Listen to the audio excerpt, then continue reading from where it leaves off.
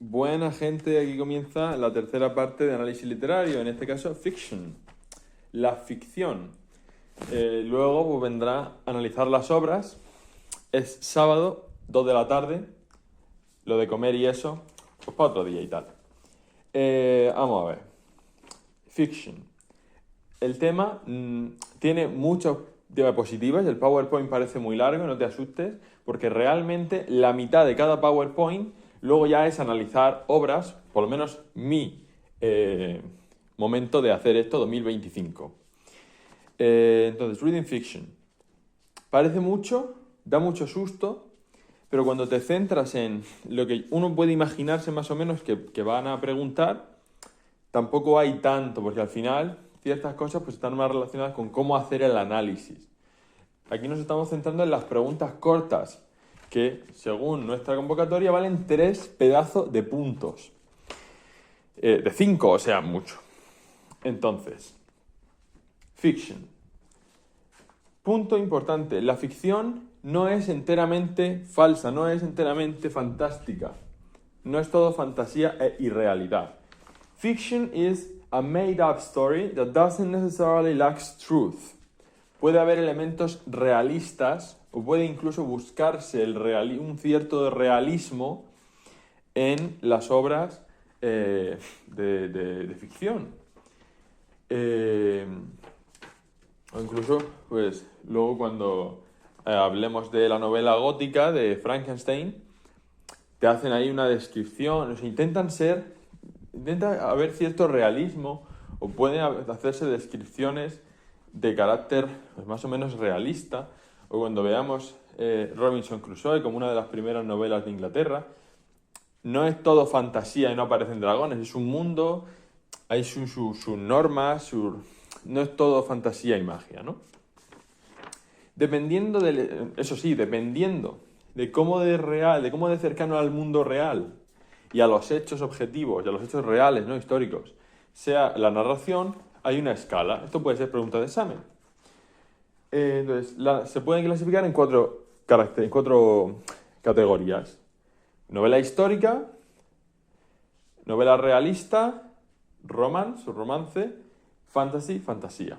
History, realism, romance and fantasy. Y entre el realismo y el romance, ¿no? Realism and romance, están las grandes tendencias de la ficción. Romance, en plan, literatura del romanticismo.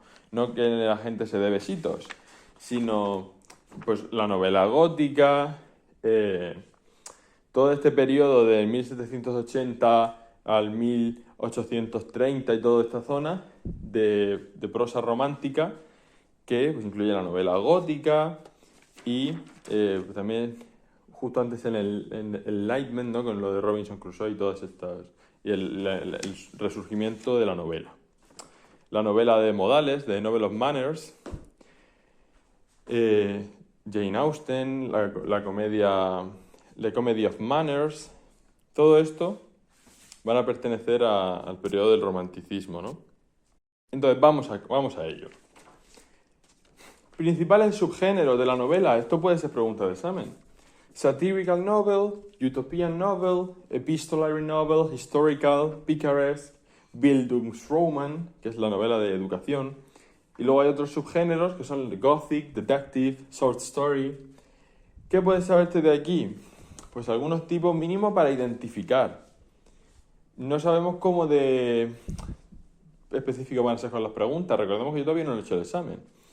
Pero la novela utópica, 1984, 1984, saber qué es una epistolary novel, que tiene esta estructura por carta, como Frankenstein. Saber, es un poco saber, que si te digo define what is a picaresque novel, me digas it relates the experiences of a wandering rogue. Es decir, que cuenta las experiencias de un pícaro de un pícaro joven que pues, va a hacer su vida, como el Lazarillo de Tormes o Moll Flanders de Daniel Defoe. Satirical novel, pues bueno, o sea, tener la máxima información posible. ¿Qué es su definición? El nombre y la definición. Satirical novel. It shed light upon the weaknesses of society via the exaggeration of social conventions. Los viajes de Gulliver, Gulliver Travels. Pablo, ¿es necesario que me sepa un ejemplo? A ver, pueden ser muchos, en plan, hay muchísimas novelas, entonces aprenderse un ejemplo de cada, pues puede ser un poco complicado. Eso hace que pues, se nos pueda complicar un poco la vida, pero mínimo ponte el ejemplo ahí al lado de la definición y tú apréndete el nombre del tipo de novela y su definición. Que si te pregunto qué es una historical novel, me digas, it deals with actions that take place in a realistic context and setting of history. Y pues si me dices de ejemplo Ivanhoe de Walter Scott, pues si lo tienes ahí apuntado, pues súper bien, pero si no, mínimo apréndete el nombre y un poco de la definición, ¿no? Por si acaso, si te digan, what is, define or explain the characteristic of Bildungsroman novels. Pues digas, the story of a single individual growing up from childhood to adultness, to maturity. No sé si adultness existe, no sé, yo creo que eso no existe, pero the story of a single individual growing up from childhood to being an adult. Pues por ejemplo, ya has puesto algo, ¿no? Ejemplo, David Copperfield, que fue el comentario que hicimos, el graded commentary que hicimos de ficción, nosotros en este año, ¿no? 2025. Esos son los principales subgéneros. Aprende lo que son la definición y no tiene mucho más, ¿no? Luego, elementos de ficción. Aquí son poquitas cosas, pero que pueden salir en el examen fácilmente. Es decir, es contenido calidad-precio altísimo. Es decir, es muy fácil que salgan en el examen y que si te lo sabes, saques buena nota. Elements in fiction. Personajes. La diferencia entre los personajes planos y los redondos. Esto lo vimos en drama. Los personajes planos, como Robinson Crusoe, que no evolucionan, que son el mismo tío siempre, son personajes tipificados, personajes tipo, que siempre son iguales, ¿no? Flat characters, related to typification. Y los round characters, los que evolucionan, los que cambian, los que muestran la complejidad. Esto es que en literatura hay que meterle rollo. Los que muestran la complejidad de la experiencia humana y cómo el tiempo hace mella en nuestra evolución. Como personas, como seres humanos, en nuestra sociedad. Eso está relacionado con la individualización. Dejar de ser un NPC para ser el main character, para ser un carácter, round character en este caso. No lo confundamos. Round character, individualization. Otro elemento. Telling y showing. Imagina que te ponen en el examen, porque podría ser. Explain the difference in fiction between telling and showing. Telling es decírtelo, es explicártelo en narrativa. Que te diga, este personaje es súper imbécil. Y te lo diga el narrador, a ti te lo diga. O la otra forma es showing, que es mostrártelo mediante diálogos, la interacción entre dos personajes. Que no me diga que es súper idiota, sino que me enseñe que no le gustan los animales monos y le pega a tortugas por la calle. Yo ya sé, viendo eso, porque me lo han mostrado, no me lo han explicado, me lo han mostrado, que el personaje es súper idiota. Pues una pregunta tan sencilla como, what is telling and showing? What is the difference between telling and showing in fiction? Pues podría ser una pregunta corta y que tu aprobado venga de esto. De saber que telling es explicar y showing es mostrártelo con diálogos, con ejemplos que ocurren en la trama entre personajes y tú lo ves. Luego, contrasting relation and parallel relation. Otra pregunta facilísima de hacer, que sería muy cortita, que si te la sabes triunfa y si no te la sabes te jode. What is the relation between the hero and the villain? The character's relation between the hero and the villain. Contrasting o parallel? Pues es contrasting. El héroe y el villano son las dos caras de una misma moneda, contrastan. El hero and villain contrastan. Están como al mismo nivel y chocan. Son opuestos por contraste. Pero luego está el paralelismo, que son los terratenientes y los labriegos. ¿Verdad que en Downton Abbey, en La Promesa, en Valle Salvaje, inserta aquí la telenovela que te encante, turca o lo que sea, hay niveles económicos y son paralelos? Y hay paralelismos entre los personajes, tienen una historia de amor. Y ves una historia de amor en los ricos y en los pobres, paralelas. Pero luego hay personajes que contrastan, que son los héroes y los villanos. El turco bueno y el turco malo. Eso es un contraste y paralelismo. Pues esta pregunta podría salir. Ahora, narrador, tipos de narrador. Así, a ojo, el que está hablando en tercera persona y el que está hablando en primera persona, ¿no? External e internal. External narrator, maybe an omniscient voice, una voz que lo sabe todo, y que cuando esa voz, importante, pregunta de examen, what is a reflector character? Reflector character. Un personaje cuyos pensamientos y emociones son explicadas por un narrador omnisciente. A reflector character is one whose thoughts and emotions are being explained by an omniscient narrator. Entonces, tú tienes un narrador externo que está contando, Mariano se siente triste, piensa que se va a matar mañana por la mañana porque tiró una caña al bosque y no sé qué y no sé cuántos y no tiene comida. Y perdió en Eurovisión, yo qué sé. Pues está contándonos su experiencia, está reflejando al personaje, es un carácter reflector, es un personaje reflejado, ¿no? Reflector character. Es porque una voz omnisciente nos está contando su vida, sus experiencias, sus emociones.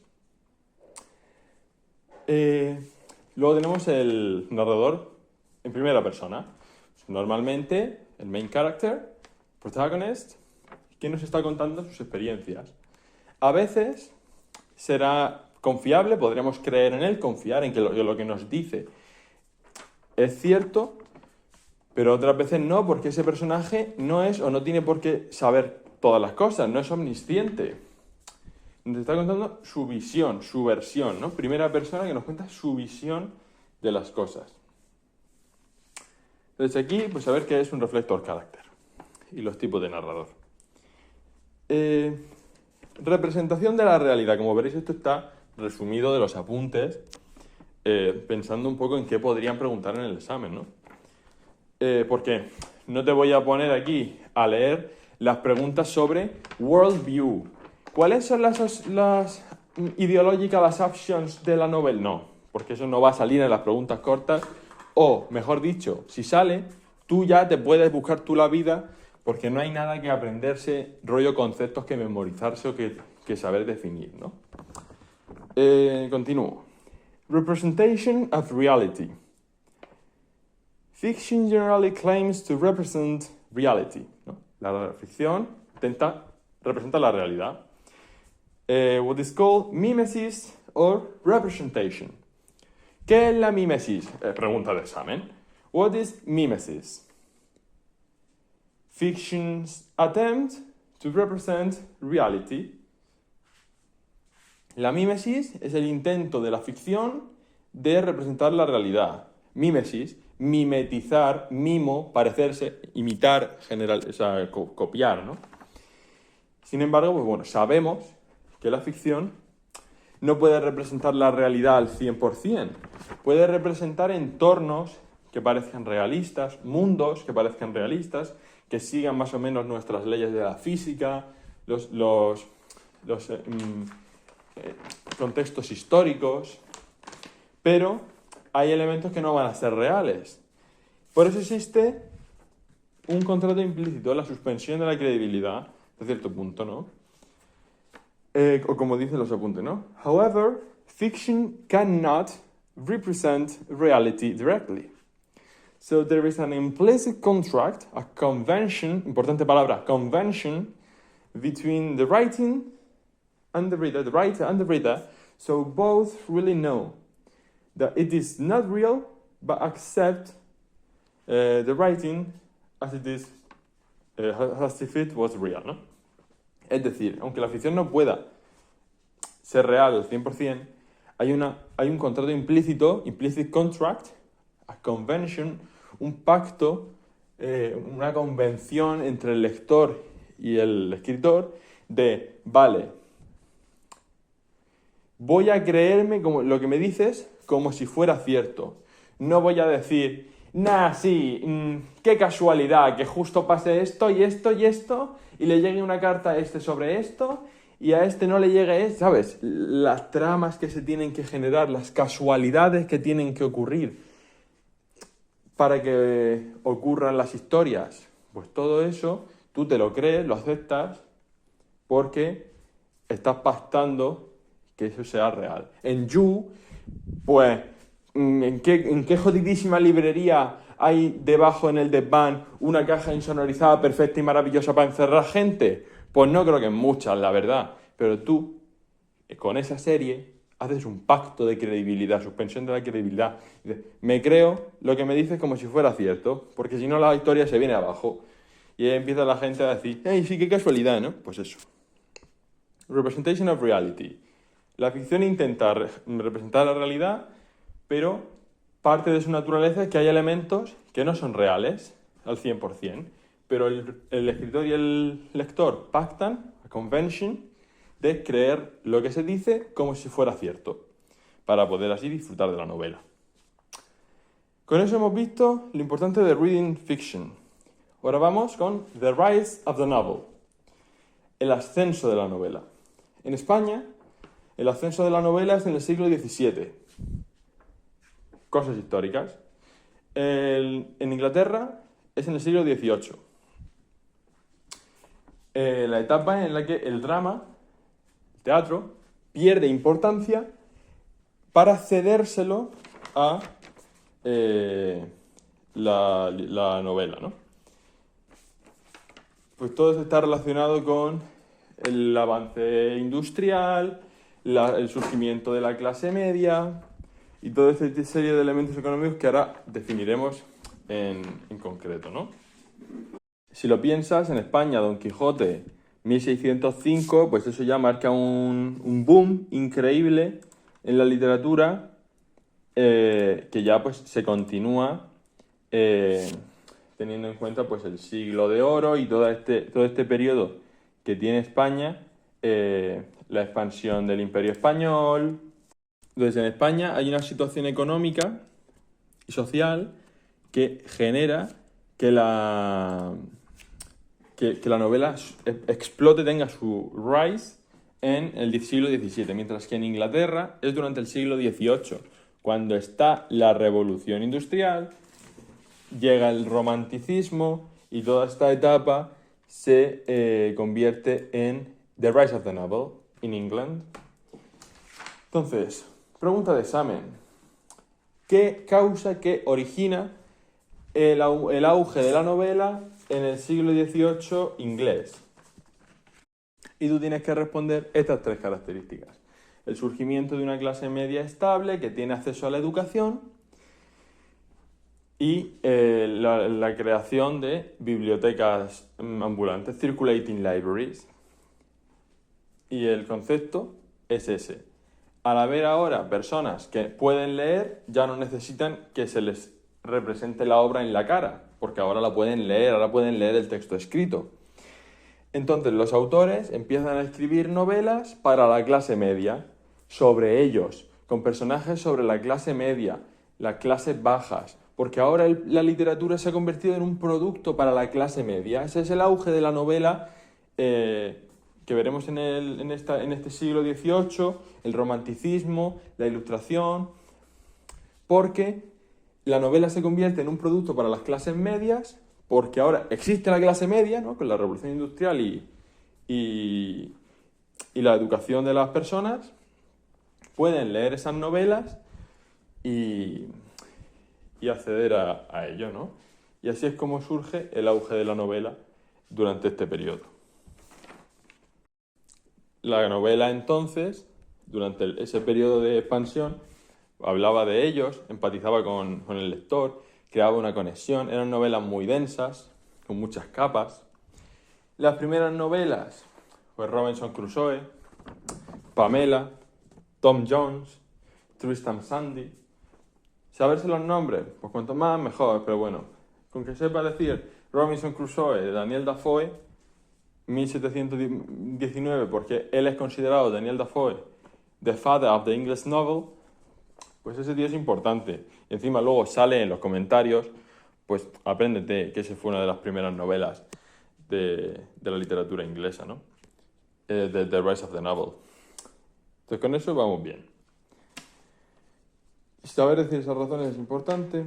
Y con esto ya podríamos pasar al romanticismo, periodo de la prosa romántica del siglo XVIII-XIX, 1700 en poesía, ponía algo así como 1780 a 1830, podría tener sentido, ¿no?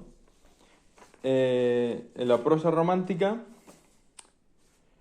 uno se tiene que plantear, en poesía hablábamos de la naturaleza como un elemento místico y poderoso, las emociones de las personas,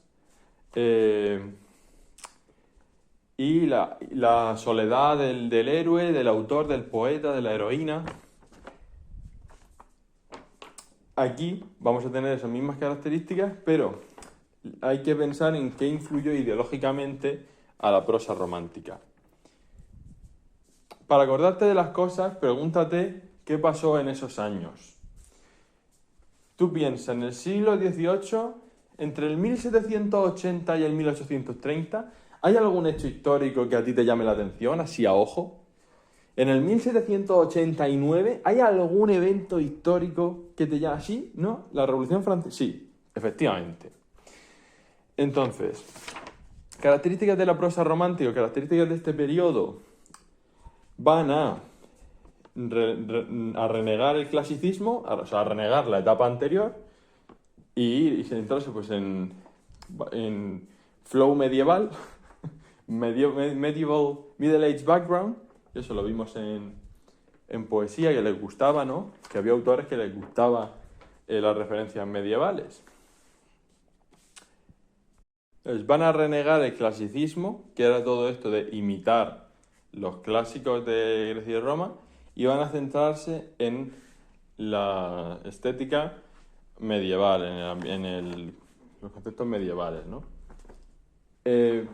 Ideológicamente va a tener mucha influencia la Revolución Francesa, porque va a aportar nuevas ideas sobre la sociedad y el mundo, y el feminismo, que también está muy representado en esta época, con Vindicate to the Rights of Women de Mary Shelley, Mary Wollstonecraft, la mujer de Percy B. Shelley, la mujer que escribió Frankenstein.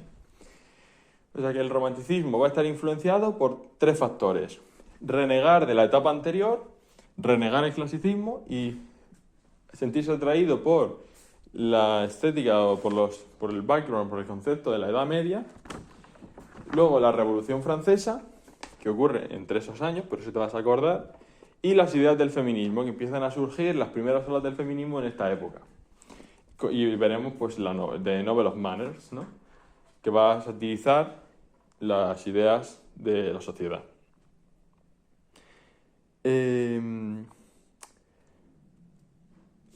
Elementos comunes: la libertad, lo que hablábamos antes, las emociones, elementos sobrenaturales, elementos misteriosos, el uso de la naturaleza para describir el mundo interior de los personajes, un poco lo que mencionamos también en poesía, ¿no? Esto nos lleva a la novela gótica. La novela gótica tiene la estética esta de negro, todo tal, ¿no? Me están entendiendo. Rollo gótica. Es un estilo literario, una moda literaria que está entre la novela realista y la fantasía. O sea, el romance no realista, ¿no? Elementos prototípicos de la novela gótica.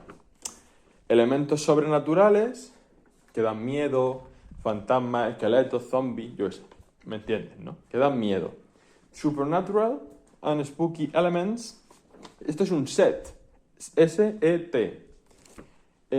Supernatural and spooky elements. Exotic and weird settings. And terror and psychological despair. Set, ¿no? Es S-E-T.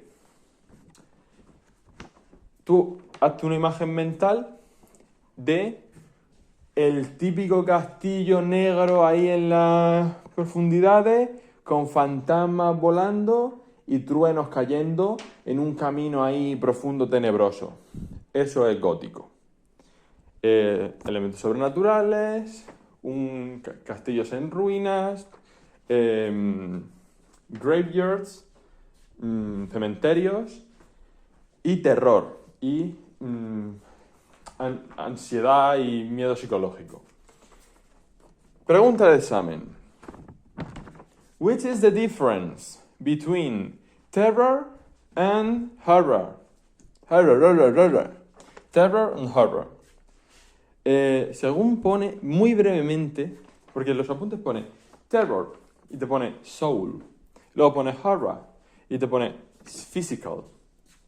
Tú ya aquí explicas que el terror está más conectado con descripciones que buscan ir hacia tu mente, elementos psicológicos. Sin embargo, el horror es más visceral, explícito, sobrenatural y directo, ¿no? Tú hablas del horror de la guerra, no del terror. Es el horror, los horrores de la guerra, porque son tíos descuartizados, apuñalamiento ahí todo descrito súper visceral y súper explícito, todo muy físico, muy sangre, muertos. En cambio, el terror, una peli de terror puede ser que tenga un corto de terror, tiene musiquita inquietante, descripciones así en la oscuridad que dan un poco de miedo, pero no son viscerales ni explícitas, ¿no? Entonces, el terror tiene Terror has a psychological aim, using descriptions or even using music or any other element to make our souls feel terrified. Horror is more related to physical dimension. It's more visceral, explicit, focusing on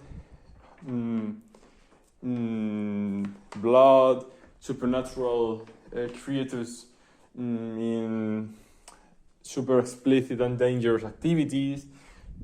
Ella tú te inventas descripción y usas como ejemplo.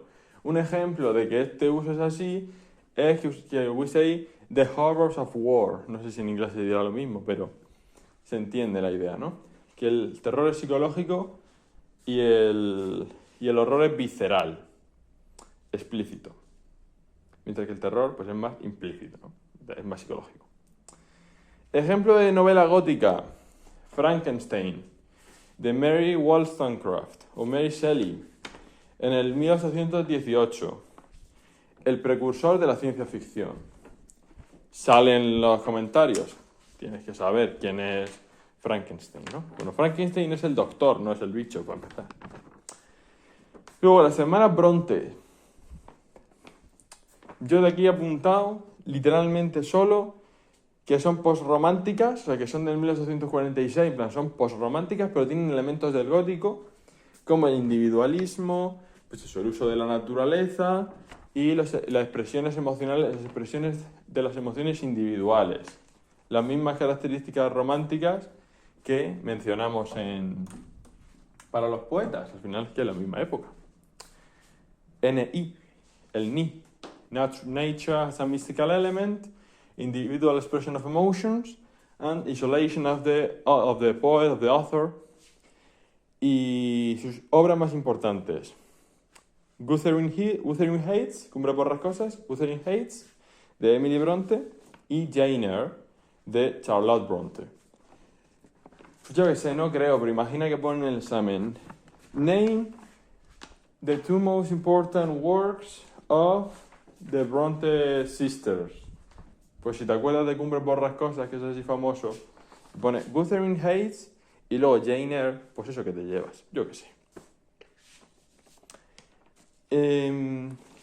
Y con eso nos vamos a la novela histórica de Walter Scott. Yo aquí, si me preguntan sobre la novela histórica, pues ponle que es una novela que describe la historia, un momento concreto de la historia, de manera realista y fiel a los hechos. Y si te acuerdas del Ivanhoe,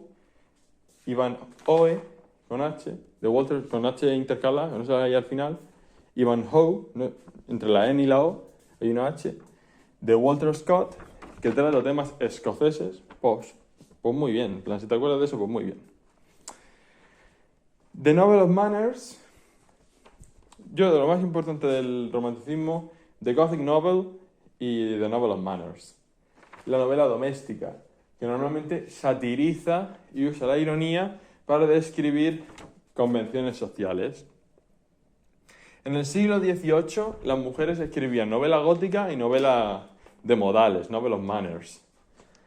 En estas historias son las convenciones sociales las que dominan y veremos los distintos elementos de la complejidad de la sociedad, y este es uno de los tipos de novela que escribía Jane Austen, ¿no? Te voy a contar, sin que haya mucha acción, qué le pasa a los personajes, cómo son las convenciones sociales.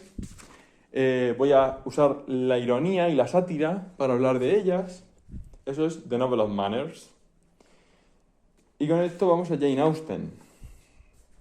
Yo, para acordarme de los elementos de Jane Austen, me acuerdo de una imagen de Jane Austen vestida de policía. CSI, como el CSI, porque la C de Comedy of Manners. She created the comedy of manners of middle class life in England. Es cierto que la comedy of manners existía para el teatro, como The Importance of Being Earnest, pero la novela para la clase media inglesa la va a dirigir Jane Austen. She created the comedy of manners. Luego, la S de CSI, CS-IPO. Como el hipo, pues eso. CS-IPO. La S, satirical. Y la I de ironic. She was very satirical and ironic in showing the social conventions and criticizing them.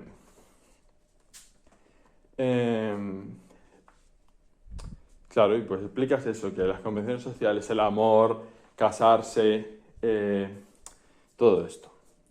Y luego la P, she was the precursor of novels about human relationships, novelas que hablaban pues de la moral. Jane Austen te invita a juzgar, escucha y juzga a ella, te invita a que leas la obra y a que juzgues y formes parte de el juicio que se genera alrededor de las historias. CSI-PO. She was opposed to romantic clichés. Ella se opone a los clichés románticos. Se le ha llamado incluso aromántica porque hace mucha crítica, mucha burla y mucha ironía con su tono a la hora de hablar de las convenciones sociales, del amor, del matrimonio. Incluso uno de sus libros empieza con un buen hombre soltero claramente es lo único que busca una mujer que aún no está casada. Tiene juegos así de usar la ironía en ese sentido, Jane Austen. Jane Austen, prosa romántica, 1775 a 1817, su vida, ¿no? Y el proceso romántico lo hemos considerado más o menos entre 1780 y 1830, pues ahí se tiene la clave, ¿no? De Jane Austen, tú te la imaginas vestida del CSI, CS-IPO. Incluso puedes acordarte de Hippo, el de Dragones Jinetes de Mema, Estos son reglas. Luego te van a salir vídeos en internet de que te estudias la oposición haciéndote reglas de estas. Y te vas a acordar de mí. Así que eso. Tenemos aquí. Hemos visto reading fiction. Los géneros, todo esto, ¿no? Los tipos de narrador, los elementos de la ficción, los personajes, el narrador, la representación de la realidad. Hemos visto The Rise of the Novel, en el siglo XVIII para Inglaterra, con el surgimiento de la clase media, las primeras novelas. La primera novela que fue... ¿Cuál fue? Robinson Crusoe, efectivamente, así, para la literatura inglesa, ¿no? De Daniel Defoe, el padre de la novela inglesa. Hemos hablado de esto, del surgimiento de la clase media, de que se les va a escribir a ellos, de que la novela es un producto, va a ser enfocada como un producto para la clase media, para que ellos lean, y porque ya pueden leer porque ahora tienen estudios. Hemos visto la prosa romántica, 1780 a 1830, 1780 a 1830, ¿no? Aproximadamente, ¿no? Estos años donde la Revolución Francesa, el feminismo y renegar en la época anterior del clasicismo les va a llevar a la novela gótica con estos elementos spooky, el castillo este tenebroso con caen rayos y hay fantasmas y hay terror, la diferencia entre terror y horror. ¿Te acuerdas de Frankenstein, de Mary Shelley? De las hermanas Bronte, si te acuerdas. Te puedes acordar de cumbres, como si hubiese cumbres llenas de borrasca detrás del castillo ese que te estás imaginando en tu imagen mental, por ejemplo. Las características del romanticismo, la naturaleza, bla, bla, bla, la expresión individual de sentimientos, la soledad del autor, isolation, del héroe, de la heroína. Las hermanas Bronte, que publicaban bajo seudónimos masculinos, que eso no lo he dicho, pero pues ahí está. Entonces, la novela gótica, con todo lo que he dicho, la novela The Novel of Manners, la novela doméstica, la novela de modales, para burlarse un poco de las convenciones sociales. Esto lo escribían mucho las mujeres, que sufrían mucho las convenciones sociales. Jane Austen, como una gran escritora de esta época, durante el romanticismo, que se la imagina del CSI, del CSI montada en un dragón, si quieres, para acordarte de lo de Hippo.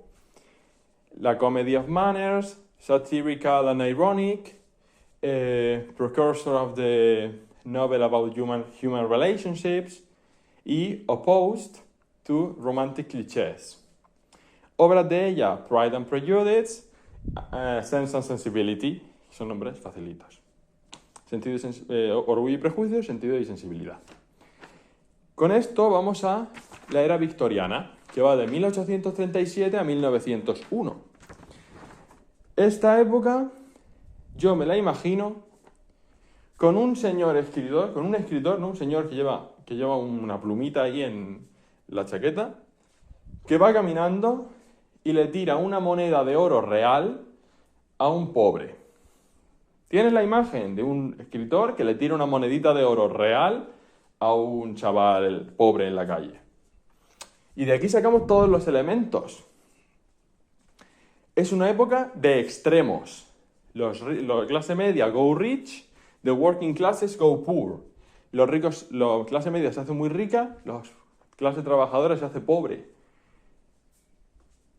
Y ahora, elementos.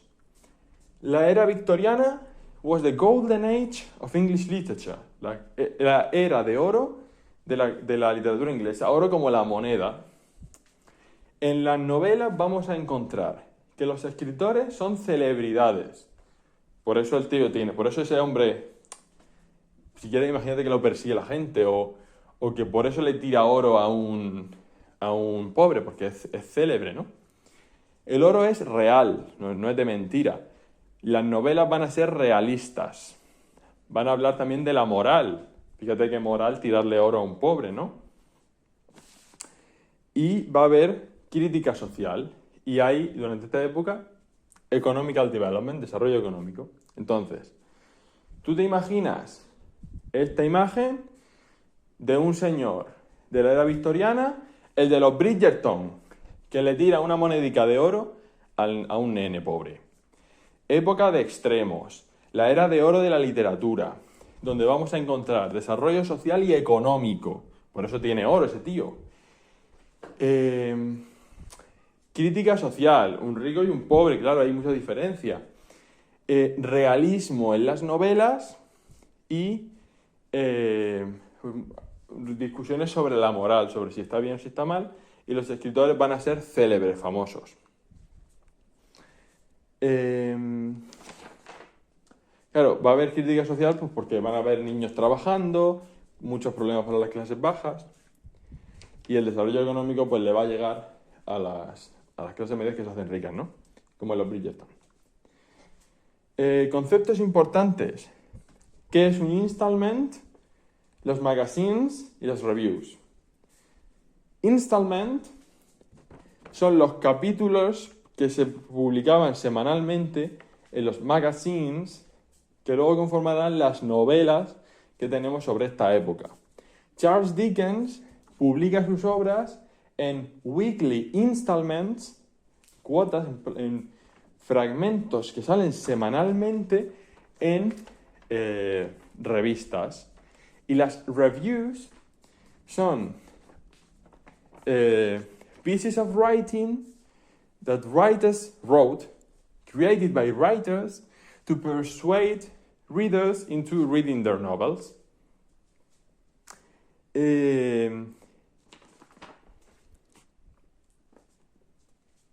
decir, en esta época los libros se van a hacer aún más un producto para la clase media, los libros se van a ir haciendo más baratos, esto de las circulating libraries va a ser menos necesario aún,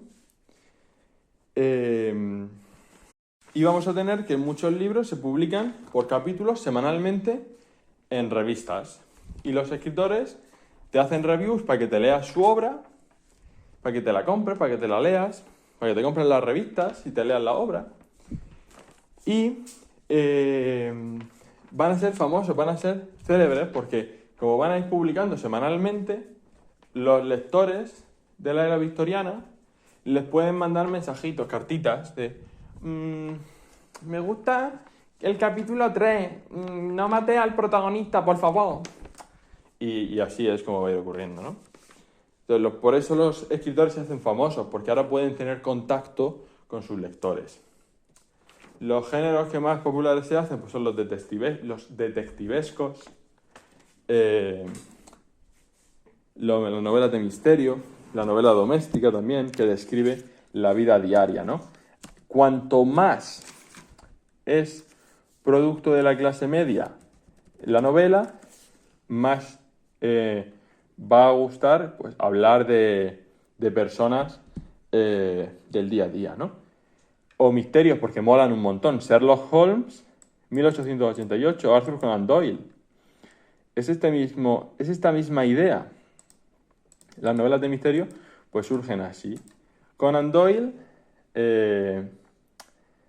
crea Sherlock Holmes durante la época victoriana. Si te ves las pelis, es el flow victoriano, el que tiene las pelis que hablan de Sherlock Holmes, ¿no? Autores de novela de la época victoriana: Charles Dickens, David Copperfield, Oliver Twist, Hard Times, Great Expectations. Imagino que se puede mencionar a Arthur Conan Doyle, ¿no?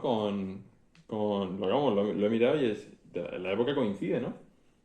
Como Sherlock Holmes. Y luego pues hay otros como William Thackeray con Vanity Fair y un montón de obras que te las dicen y te las mencionan y pasan en un par de segundos, que pues bueno, no sé si hay que saber, no sé si las pueden preguntar, pero bueno, hay que vivir con miedo en la vida a veces. Thomas Hardy con Under the Green Hood Tree, o George Eliot, que desarrolló el análisis psicológico de los personajes. De la época victoriana, yo me acordaría de esta imagen del escritor tirándole la monedita de oro real, para que te acuerdes de esa edad de los extremos. Los tres conceptos que te he dicho, installment, magazine y review. esta idea de que los books, de que los libros cada vez pues, son más baratos y que son un producto para la clase media, y te acuerdes de Charles Dickens y algunas de sus obras, David Copperfield, Oliver Twist, Hard Times, Great Expectations. Yo imagino que se puede nombrar Arthur Conan Doyle y Sherlock Holmes, y de George Eliot, pues por esta idea de que desarrolla el análisis psicológico de los personajes, y eso pues está gracioso, ¿no? Efectivamente, lo acabo de buscar, pues sí, claro, Sherlock Holmes es una de estas mystery novels que tienen mucho éxito durante el periodo victoriano, en este caso el periodo victoriano tardío.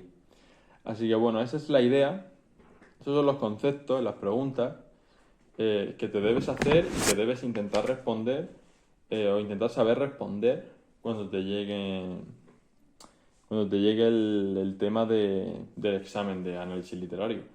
Y ya con esto solo quedaría saber hacer los análisis. Bueno, solo ya, en plan, es bastante eso. Pero me estás entendiendo, sabes ya qué tipo de preguntas se pueden hacer y cómo habría que enfocarlas. Si te digo, dime las características del gótico, pues el set, ¿no? Supernatural, exotic, terror, bla, bla, bla. Pero te puede preguntar, menciona, te imaginas este castillo con el rayo, lo de la cumbre por las cosas por detrás, pero te puede preguntar la diferencia entre terror y horror y que tú tengas que decirle lo de psicológico versus visceral, todos estos elementos que pueden salir, que pueden estar presentes en el examen, o que definas installment y que expliques por qué los escritores eran célebres en esta época. Siempre hay que hacerse preguntas difíciles para que si el examen tiene preguntas más fáciles, pues tú estés preparado, porque si pasa al revés, pues te puede dar un poquito de... y te quedes ahí y no consigas tener éxito, ¿no? Así que bueno, hasta aquí ya la teoría de análisis literario y a ver si hay suerte con las preguntas cortas en el examen.